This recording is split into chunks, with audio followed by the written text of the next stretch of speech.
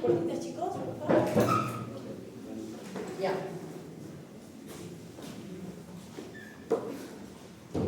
Gracias. Ya, entonces el glaucoma, como definición, es una neuropatía óptica crónica e irreversible. Muerte específica de las células ganglionares de la retina, dando como consecuencia una disminución de los axones derivados de las células ganglionares, que clínicamente se detecta como una disminución del campo visual que sin tratamiento puede llegar a la ceguera. Entonces ahí podemos ver una fotito donde se puede observar el nervio, la papila óptica, la excavación fisiológica del nervio óptico, podemos ver la entrada de las arterias, la salida de las venas, y cuando vemos una papila óptica en la cual hay un cambio en esto, ya sea la excavación se ve más grande, el color de la papila es más pálido, hay un aumento de visualización de la lámina fibrosa, hay una desviación del paquete que entra y sale, o sea, como que lo corre para un lado, sospechamos glaucoma, y sobre todo cuando está asociado a una disminución del anillo neuroretiniano, que es el anillo que forma la excavación. Entonces, a nivel molecular, el glaucoma está relacionado con la presencia de una molécula, la adhesión leucocitaria, el ELAM1, que indica la activación de la respuesta al estrés en las células de la malla trabecular de los ojos con glaucoma. Entonces, en castellano lo que está diciendo ahí es que hoy por hoy sí existe genéticamente una predisposición familiar, sobre todo si hay historia familiar, por eso está dentro de las preguntas del interrogatorio, si ha tenido o tiene algún familiar que tenga glaucoma. Es hereditario la presentación también. En cuanto a lo que es la epidemiología, el glaucoma es la principal causa global de ceguera después de las cataratas, pero esta causa global de ceguera es irreversible. La Organización Mundial, bueno, en el año 2020, que fue la última vez que hicieron algo así como que la meta era menos ciegos para el 2020, todo estaba enfocado en el 2020, estamos en el 2025, imagínense cómo estarán los ciegos, muchísimo más. La forma más común de glaucoma en los blancos es de ángulo abierto y en los asiáticos de ángulo cerrado. ¿Por qué? Porque generalmente los caucásicos tienen ojos grandes y los asiáticos ojos pequeños.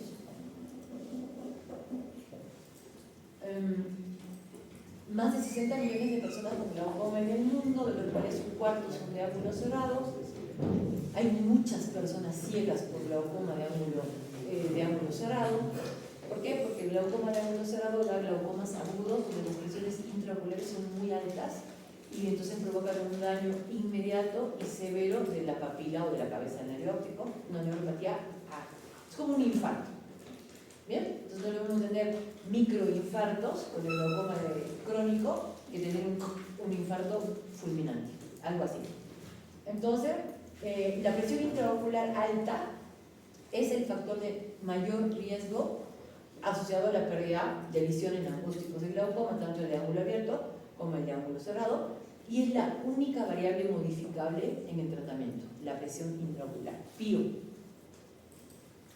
Luego, en cuanto a la anatomía, repasando un poquito esta parte del ángulo irido-corneal, el trabeculado, etc., teníamos la cámara anterior, que ya lo hemos visto un millón de veces, y en maqueta, que se delimita por delante con el endotelio corneal o la córnea, y por detrás tenemos a la cara anterior del cristalino y del iris, ¿cierto?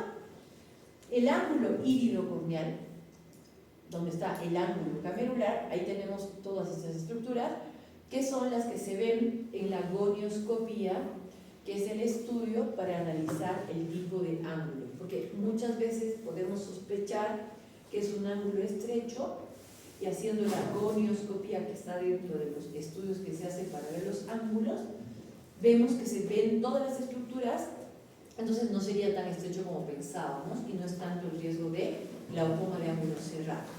Entonces tenemos la raíz del iris, el espolón, el trabéculo y la línea blanca o de Schwall. Todas esas estructuras se ven en lo que sería la clasificación gonioscópica del ángulo camerular. Entonces hay una clasificación que es mejor que pedir una OCT de cámara anterior. Ahora les muestro. Clasificación gonioscópica. Entonces, nos paramos con es una lupita, bueno, después les muestro cómo se hace, acá está. Se apoya en el ojo del paciente, es una lupa de 3 espejos, o gonioscopio se llama, donde con un espejito llegamos a ver, visualizar todas esas estructuras en el ángulo acá. ¿Bien? Pero veamos qué es lo que se ve y qué es lo que no se ve. Entonces se clasifican los ángulos, según la clasificación que dice cada oftalmólogo, pero según la cantidad de cosas que se vean, son de abiertos a cerrados. Obvio que si son cerrados, van a un tratamiento preventivo para evitar un glaucoma agudo de ángulo estrecho. Entonces, esta clasificación o esta forma de ver el ángulo camerular es anatómica. Estás viendo vivo y directo como un fondo de ojo, así como ves el nervio óptico y la mácula, estás viendo las estructuras del ángulo. Si no, muchos médicos hacen esto, piden una OCT o una tomografía de segmento anterior. Entonces agarran y les toman una foto de todo lo que es, del espacio, digamos, a ver, veamos abajo, del espacio que hay en ese seno camerular o ángulo híbrido corneal, ¿no? ¿Qué estructuras? Y nada, acá no puedes ver mucho, acá solamente puedes clasificarlo o decir, a ver, lo mides, ¿no? Ah, este está un poco cerrado, parece cerrado, ¿sí? A ver, este es un cerrado y este es un abierto. ¿Ahí hay mucho espacio? Pero ¿qué faltaría ver? ¿Qué es lo que se ve? Entonces muchas veces les indican el tratamiento para estos pacientes con ángulos aparentemente estrechos o cámaras estrechas, no amplias. El tratamiento es preventivo, se le hace un huequito, todos los huequitos son en este caso iridotomía. Una iridotomía con jack láser, parecida a la capsulotomía, con el mismo láser, se hace un huequito en el limbo esclerocorneal. ¿Dónde está? Por abajo. Ahí. Aquí se nota mejor. ¿Lo ven? Entonces, ese huequito evitaría el cierre de la cámara en forma aguda, o sea, un glaucoma agudo por cámara o ángulo cerrado. ¿Se entiende? Entonces, con esa iridotomía salvarían al paciente de un glaucoma agudo, supuestamente. Pero muchos pacientes les han hecho el huequito sin haberles visto la clasificación del ángulo. Entonces resulta ser que hay pacientes que tienen, por ejemplo, vamos a poner de nuevo la clasificación. La clasificación médica. Entonces digamos que tienen un ángulo abierto, ¿no es cierto? Pero tienen mucho pigmento. Entonces vamos a ver una foto donde haya mucho pigmento en el ángulo. A ver, por acá, a ver. Algo así se ve. ¿Ok? Ahí está bien clarito. La línea de Schwal, el trabeculado, el polón estelar y la banda del cuerpo ciliar. Entonces hay mucha gente que tiene, a ver, veamos acá, con mucho pigmento acá, y más se da en los de ojos oscuros. No estoy viendo la foto ideal. A ver acá. Ah, también se pueden ver vasos sanguíneos en el ángulo iridocorneal. A ver si se monta en esta. No, ¿qué cosa se ve? Ahorita va a pasar. Saltar. Ahí va. Bueno, ahora vamos a ver la foto, ¿ya?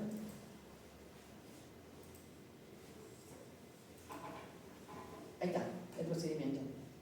Ahí está la lupa, se apoya en el ojo y con uno de los espejos se va viendo las estructuras del ángulo iridocorneal.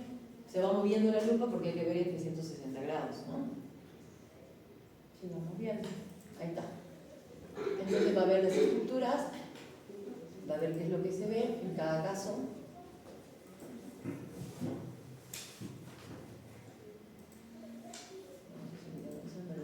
Ahí está.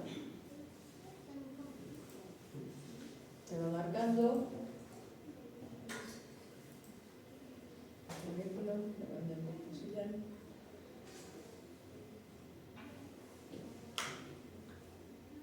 Bien, entonces vamos a ver en cada caso qué es lo que se ve. Entonces a veces tiene mucho pigmento, que se le aparecen, y le hacen una iridotomía y dispersan el pigmento. Entonces sería igual que el síndrome de pseudoexfoliación con células de la cápsula anterior, pero ya también con pigmento. Entonces lo obstruirían el trabeculado con pigmento y provocarían un glaucoma ya también pigmental. Así se piensa. Entonces por eso hay que tener cuidado. ¿Bien? ¿En qué pacientes se hace? ¿En qué pacientes no? Bueno, básicamente eso. Entonces, esta sería como una clasificación anatómica, visualizando las estructuras, que es mejor que ayudarse por un examen complementario como una tomografía, donde no se ven las estructuras. ¿Se entiende? Bien, entonces sí vamos con esto. Estas son las estructuras que se tienen que ver. Dentro de lo que sería el cuerpo ciliar, acuérdense, el cuerpo ciliar está detrás del esternón escleral, como una banda de color rosa, marrón claro, gris, pizarra. Su anchura depende de la posición de la inserción del iris. El receso angular representa la excavación posterior del iris en su inserción con el cuerpo ciliar. Entonces ahí está lo que les decía. Todas las estructuras que se deberían ver y cómo se ven en esta forma, no como esta que es la parte ya un corte diferente, anatómico, ¿no? Entonces acá tenemos el iris, acá tendríamos la pupila, acá tendríamos el cuerpo ciliar, acá tendríamos el canal de Schlemm, acá estaría el trabeculado, 360 grados. Entonces, dentro de esa estructura, similar a un filtro, situada en el ángulo írido-corneal, pasa el 90% del humor acuoso. Sale, drena el 90% del humor acuoso. Entonces, en el trabéculo tenemos la trama uveal, la trama córneo-escleral y la malla iris canecular. Esa es la anatomía interna del trabeculado. Entonces, acá las partes que tiene, que no hace falta que se las sepan, pero que bueno, que se acuerden que existe ese drenaje del ojo, por donde drena el 90% del humor acuoso. Entonces, y ya lo que sería el canal de Schlemm, que es un canal circunferencial, 360 grados, situado en la parte perilímbica, por eso es importante que identifiquen el limbo esclerocorneal, sería la parte perilímbica interna donde está el canal de Schlemm. Esta es la parte donde ya el conducto final, donde después de pasar por el trabeculado, sale por el canal de Schlemm del humor acuoso. Bien. En cuanto a lo que es la fisiología, el humor acuoso se produce por dos pasos. La formación de un filtrado de plasma en el estroma del cuerpo ciliar y la formación a partir de este filtrado a través de la barrera hematoacuosa. Entonces hay una secreción activa y una secreción pasiva. ¿Cómo es la circulación entonces del humor acuoso? Ya lo sabemos. De la cámara posterior, a través de la pupila, cámara anterior, ángulo iridocorneal, donde está el trabeculado, sale por el canal de Schlemm, por los canales colectores esclerales, las venas corticosas a las venas y las venas epiesclerales. Esto es importante conocerlo porque ahí es donde actúa el tratamiento de glaucoma, disminuyendo la producción del humor acuoso o aumentando el drenaje del humor acuoso. ¿Bien?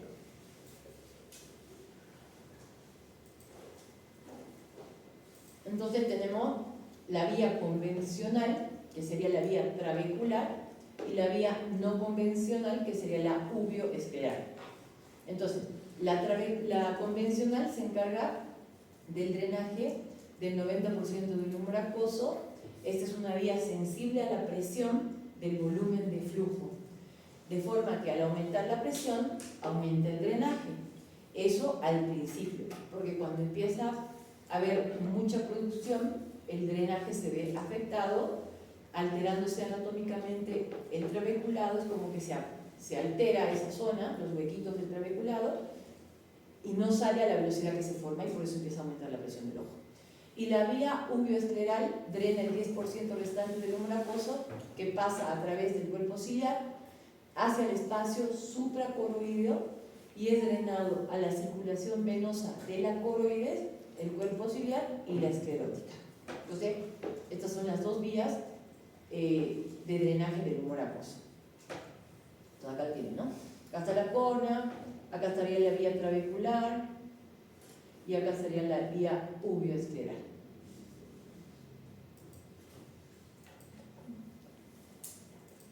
En cuanto a la dinámica del humor acuoso, entonces, ¿qué pasaría? Empezaría a haber un desbalance entre la producción y el drenaje, lo que va a llevar o conllevar al aumento de la presión intraocular, que eso sería básicamente el glaucoma. Entonces, en un ojo sano están en balance y empieza el desbalance cuando empieza a haber el aumento de la presión intraocular por un estancamiento del humor acuoso, lo que va a generar que se compriman los axones de las células ganglionares y por ende aparezca el daño del nervio óptico, de la cabeza del nervio óptico. ¿Hasta ahí? ¿Va bien? ¿Entendiendo? Bueno, en cuanto a la patogenia de la neuropatía óptica glaucomatosa. La patogenia de la neuropatía óptica glaucomatosa, hemos dicho que es neuropatía óptica isquémica como definición. Entonces, después vamos a entender que en patología de glaucoma el tratamiento sí es bajar la presión del ojo, pero no siempre está relacionado con presiones intraoculares elevadas. Pero en castellano, mucha gente te dice, tiene glaucoma, inmediatamente igual a presión ocular alta. Pues no, existen glaucomas de presiones normales y de presiones bajas. Como definición, hay que hacer entender al paciente, muchas veces me dicen, me ha tomado la presión, me ha tomado la presión, me ha tomado la presión. Yo la verdad le tomo la presión solo a los que sospecho que tienen glaucoma, porque a todos les hago fondo de ojo. Pero les digo, tengo muchos pacientes que tienen presiones oculares de más de 20, 22, 23 y no tienen glaucoma, y hay pacientes que tienen 8 y tienen glaucoma. Entonces, es un número que sí hay que conocer para iniciar un tratamiento de glaucoma, antes de iniciarlo, obviamente, porque es el número que está provocando un daño y que hay que bajar. Es el único tratamiento que se hace, o sea, bajar la presión que sea donde ya encuentras glaucoma.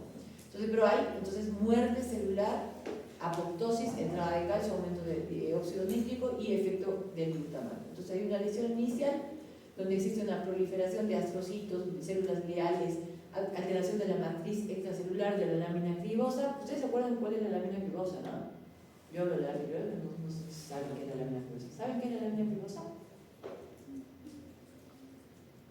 Algunos lo hablaron en la maqueta. No me acuerdo quién. Hizo una... Me parece que en el nervio óptico hicieron como por donde salían los axoncitos, como huequitos, que era como el cuerpo tan inteligente que hizo como una lámina donde tenía los huequitos para que cada cablecito se mantenga cuidado, digamos, ¿no? No se aprieten, no se aplasten, no se mezclen, no se crucen. Entonces es como que sale cada uno por su huequito. Esa es la lámina cribosa. Es la lámina por donde salen los axones. Si hay un aumento de visualización de la lámina cribosa, significa que en esas zonas los huequitos se están haciendo más grandes o no hay nada que esté pasando por ahí, está como que está viendo huequito puro, ¿sí? Entonces se empieza a observar eso. Y hay una remodelación de la cabeza del nervio óptico, que es lo que el primer asunto que les mostré, cambia su anatomía, se ve el hueco más grande, el anillo más delgado, un aumento de visualización de la lámina cribosa, o los vasos están desplazados hacia otro lado. Esos son los cambios anatómicos que se ven. Existen dos teorías de daño: la mecánica, que es lesión directa porque se aprietan los cablecitos, o isquémica, que es una teoría vascular que está más asociada al glaucoma de presión normal, ¿claro? O presión baja, intraocular. Bien, hasta ahí es lo que les decía, el dibujito este. Esos son los cambios anatómicos que se ven. Entonces, ya hemos visto todo esto. ¿Cómo se clasifican los glaucomas? Hay millones de glaucomas. Vamos a hablar de los más importantes para que sepan, solamente se los pongo aquí. Está el primario de ángulo abierto o crónico simple, se llama, que es el 55% de los casos de glaucoma. Después está el glaucoma de ángulo estrecho o con cierre angular, el 12%. Después están los glaucomas secundarios en un 30% y los congénitos en un 3%. Entonces, hay muchos glaucomas crónicos de ángulo abierto idiopáticos, donde puedes tener con presión elevada o con presión normal. Después tienen los glaucomas por bloqueo pupilar, donde hay un montón, donde están los de cierre angular agudo, subagudo, crónico, combinado. Después tienes los glaucomas del desarrollo, donde están los congénitos y muchos asociados a anomalías anatómicas de las formas de ojo, algo así. Por ejemplo, en la anomalía de Peters, me parece que se las mostré, que eran pacientitos que tenían, nacían sin cámara anterior, digamos. Anomalía de Peters.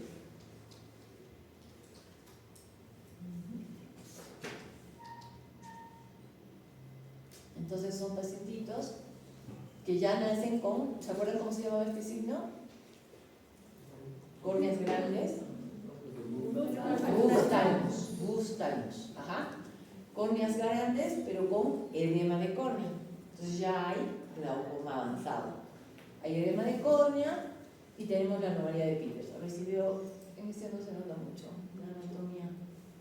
Entonces, en la anatomía de estos bebés no hay cámara, prácticamente el iris está adherido al endotelio de la córnea, entonces ya de por sí, por ese contacto, pierde transparencia de la córnea.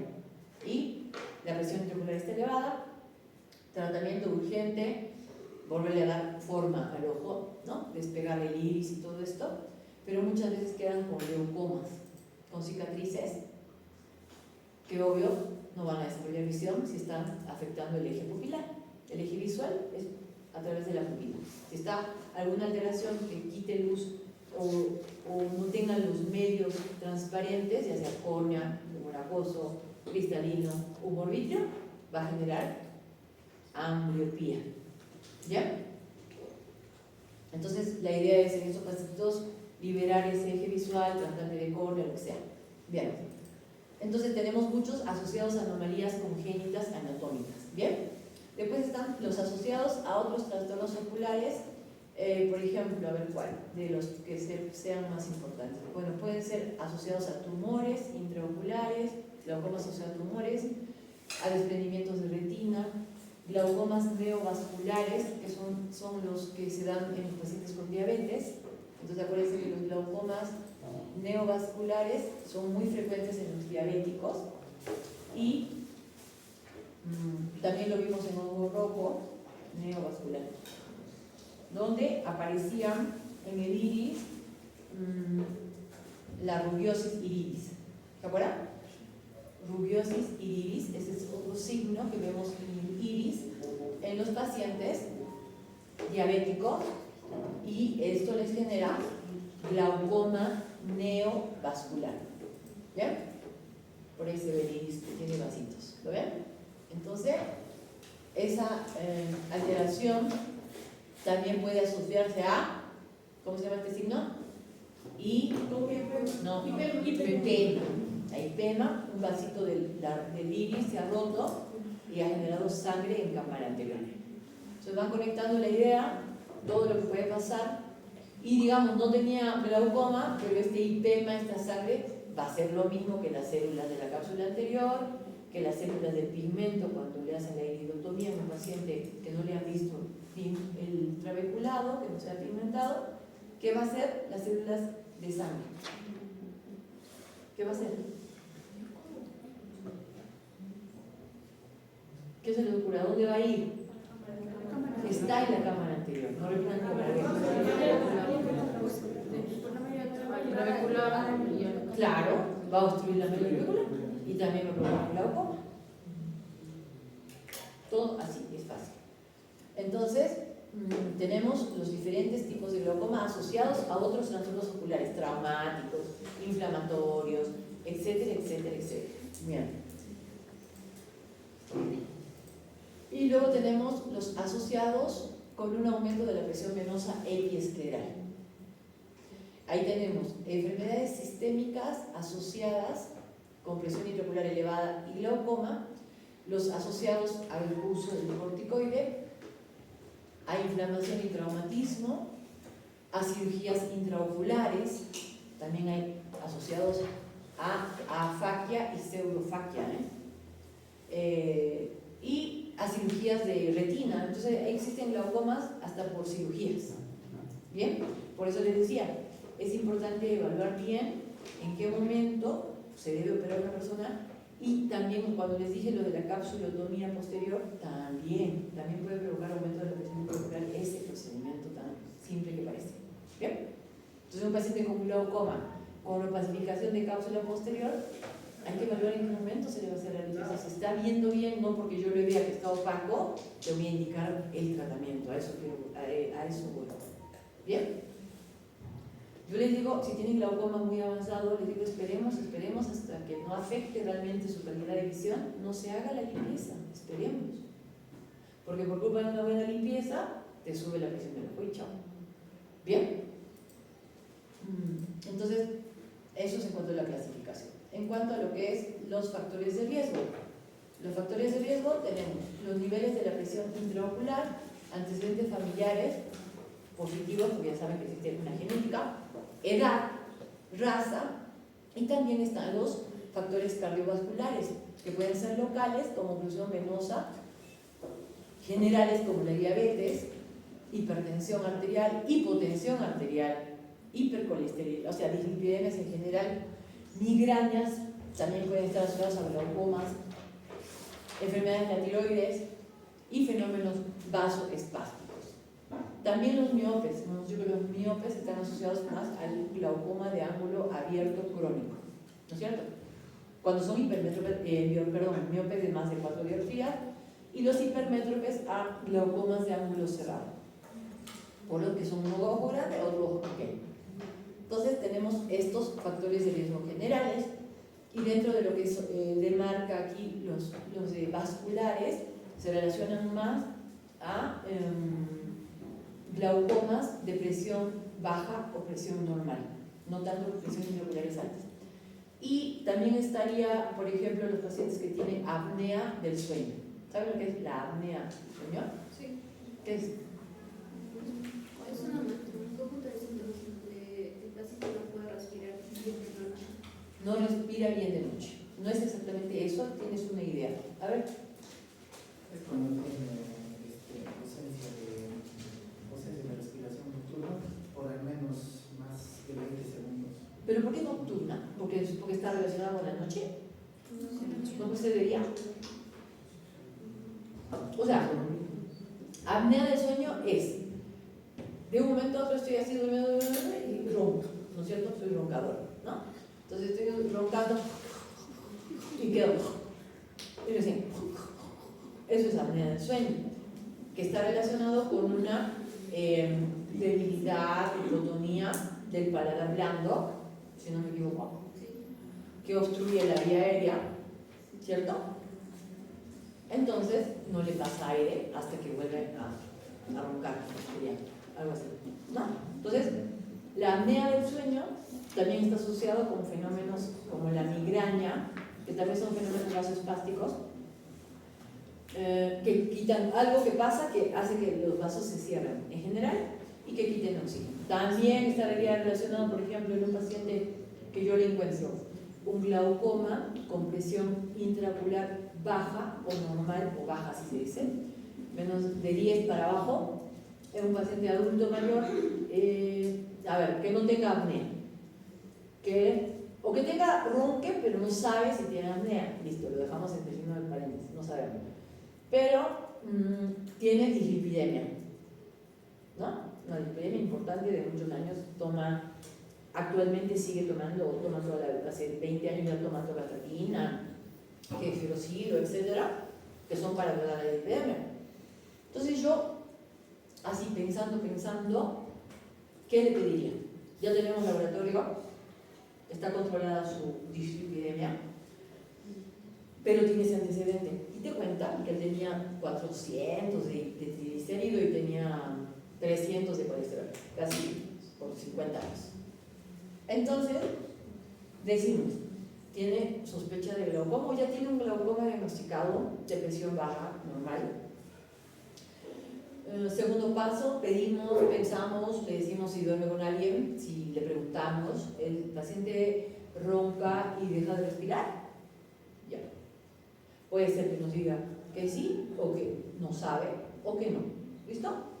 En ese espectro de respuestas pensamos más, y me quiero adelantar porque ya tengo un glaucoma, ¿cierto? Entonces, ¿qué más le debo pedir, que sería bueno pedir, viendo al paciente en vivo y en directo, para ir ganando tiempo? ¿Alguien se le ocurre? Angiografía. ¿De qué? Cabeza y cuello. Una angiografía de cabeza y cuello. O sea, a ver, decir un poquito más claro. Está bueno, y va por ahí. Lo que me interesaría ver a mí es el calibre de los vasos sanguíneos. ¿De dónde? ¿De dónde? ¿Vasos sanguíneos de la cabeza? ¿Vasos sanguíneos de la cara? ¿Del cuello? Irrigan el nervio óptico. ¿Y cuáles son? ¿Te acuerdas que la...? arterias, totalmente. ¿De dónde son? De las carótidas. Entonces, ¿qué le pido? Una angiografía a nivel de cuello. ¿Existe? La verdad que no sé. Sí, ella va bien. Solamente quiero que se saque la duda. Ella, y piense. Tú le pondrías entonces una sustancia de contraste endovenoso, porque las angiografías se hacen con contraste, porque te dibujan las arterias, tanto de la cabeza, tanto de todo lado, pero con contraste. Es viejito, acuérdate. Tiene presión alta. Tiene glaucoma. Bueno, no hemos dicho que tiene un problema vascular, tampoco hemos dicho nada. Pero tú quieres saber eso, la carótida. Entonces existe un examen mejor, más fácil, que se llama ecodoppler. Menos invasivo, que te dice cómo está el flujo de sangre a nivel de las Carótidas. y de las. ¿Cómo se llama? Cuello. ¿Y qué hay en el cuello? Las vértebras. Acá. Vértebras cervicales. Entonces, así se llaman los vasos también, cervicales. Es muy fácil la medicina, si te la pones a analizar. Ponle un punto a Jung.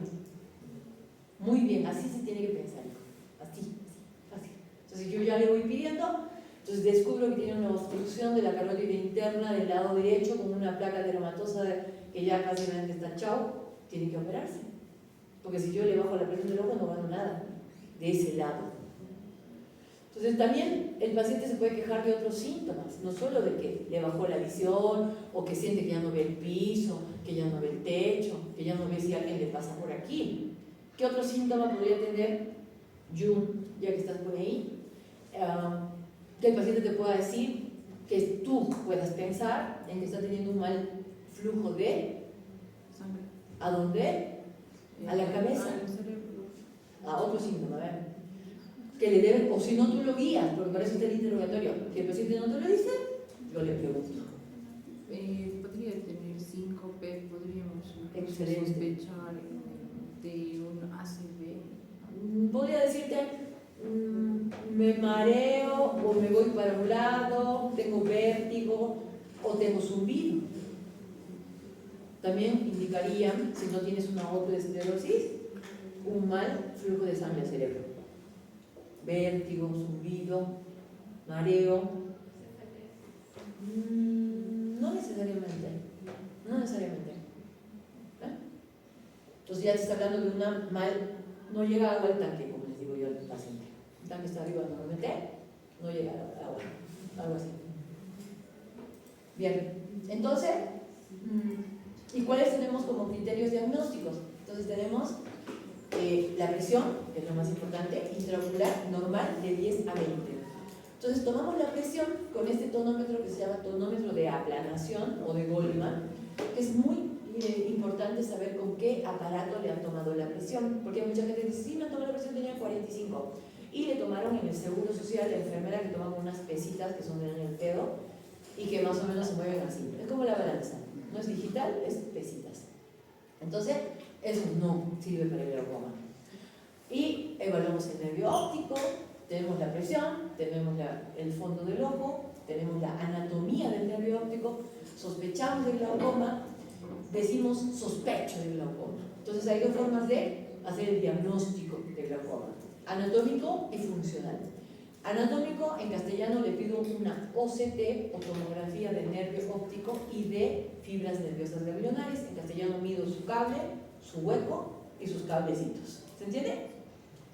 Y compara ese estudio con gente de su edad, porque se va perdiendo cablecitos por la edad, es normal. No puedo comparar con gente joven, tiene otros cablecitos nuevos. Entonces, me sale así. Entonces, acá estaría su campo visual, que es el diagnóstico subjetivo del glaucoma, relacionado con su anatomía. Diagnóstico anatómico, diagnóstico funcional. Entonces, vemos que este paciente tiene su hueco grande, su nervio óptico adelgazado, y nos aparece, en oftalmo les había dicho que todo lo rojo es malo, lo amarillo hay que evitar que se vuelva rojo, y todos los resultados son verdes normalmente. Entonces, sale rojo, rojo, amarillo acá en la parte nasal, temporal verde. Entonces decimos que este paciente tiene la parte superior e inferior y nasal dañadas ya por glaucoma en su ojo derecho, y en su ojo izquierdo solo la parte inferior. Entonces, en castellano tiene peor el ojo derecho que el ojo izquierdo del glaucoma. Pero acá me falta la foto de las fibras nerviosas ganglionares, que no sé si la puse, pero después la podemos ver. Entonces, pero lo anatómico, el diagnóstico más básico, que todos lo podemos ver, que todos deberíamos aprender a hacer, fondo de ojo. Entonces ahí vemos cómo es la papila óptica normal. Castellano, veo la anatomía de la cabeza del nervio óptico. Entonces si yo veo, por ejemplo, acá, tenemos la cabeza del nervio óptico, tenemos la excavación del nervio óptico, tenemos un aumento, parece más grande este hueco que lo que aparentemente me mostraron alguna vez que era normal. Veo que se ven más grandes los huequitos, aumento de visualización de la lámina aquilosa. Y acá, si son más observadores, van a ver que hay una sombra acá. Eso es un defecto de la capa de fibras nerviosas de los axones. Entonces se supone que en esta zona el glaucoma está avanzando, de esta zona. Otra cosa es el adelgazamiento del anillo neuroretiniano en la parte temporal inferior. ¿Sí? Esto es temporal, esto es nasal, esto es superior, esto es inferior. Entonces siempre se ve todo el anillo.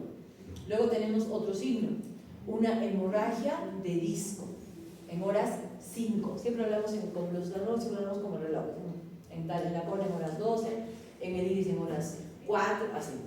Y en la papila también. En el disco, en horas 5, hay una hemorragia. Eso significa una evolución inmediata de la excavación. O sea que aquí, donde está la hemorragia, luego el anillo se va a desgastar. ¿Ok? Y luego tenemos también ya glaucomas muy avanzados, donde la relación vertical y horizontal están alteradas. Hay un aumento de la copa en la forma vertical, así se llama. Entonces, pero para yo poder ver todo esto, primero tengo que aprender a ver esto, que era lo normal. Por eso, ustedes con que aprendan a ver lo normal, entonces de la papila emergen los vasos y se dividen en ramas superiores e inferiores, y todo lo han hecho en la máquina. Perfecto. ¿Cómo son los bordes de la papila? Bien definidos, y la coloración del nervio óptico puede variar un poco también entre persona y persona. Pero aprendan a ver papilas, aprendan a estar mirando, pero para eso tienen que usar el oftalmoscopio. Entonces, la excavación normal en relación al anillo neuroretiniano y cómo es en el glaucoma esa relación. ¿Se ve? Esa es la alteración y sospecha de glaucoma. Bueno, ya son las 4 y 8. Lo dejamos acá para empezar con lo que es patológico. ¿Vale? Ahí está, mira, ahí está la fotito, ahí se ve el aumento de visualización de la lámina exiguosa. ¿Bien? Ok.